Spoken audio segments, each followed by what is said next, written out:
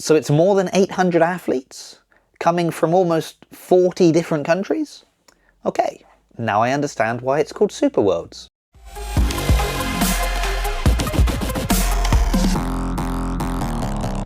On Thursday the 12th of December, or tomorrow if you're watching this the day it goes live, the International Functional Fitness World Championships opening ceremony will begin in Budapest, Hungary. And yes, that does mean I will be leaving my house at 3 AM to get to the airport. But maybe more importantly than that, this is a huge undertaking for the IF3 and their goal of trying to get the sport of functional fitness recognized globally and maybe one day even appearing at the Olympics. Although I have to wonder personally, if it does make it to the Olympics, will I still get a media pass and be invited to cover it? Who can say? Of course, at this point, I just have to bring up the discussion of, well, hold on, why the IF3? Why are we not trying to get CrossFit into the Olympics? They've done all the hard work. It's their sport. They should be the one at the Olympics. And at that point, we have to bring up the discussion of brand versus sport and why we will never see CrossFit at the Olympics, no matter what they do.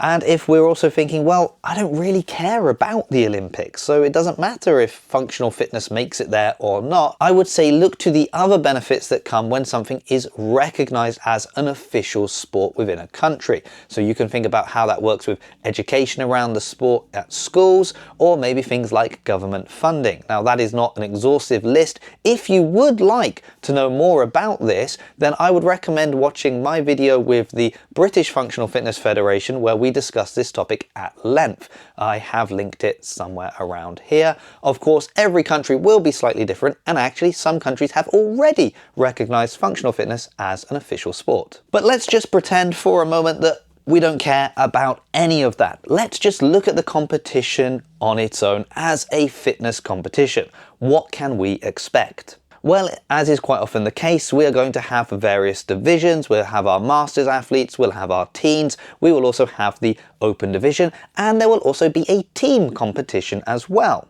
Now, each of these athletes, either individually or as a team, will take on 6 tests, and these tests are very specific with a purpose in mind, whether that be endurance, power, strength, skills. Now, if you would like a breakdown of the specific tests that the athletes will be taking on this weekend, I went through them at length with an athlete, and there is another link to that video here, so feel free to watch that. Now, of course, with over 800 athletes, it would be no surprise that there may be some familiar faces on the competition floor.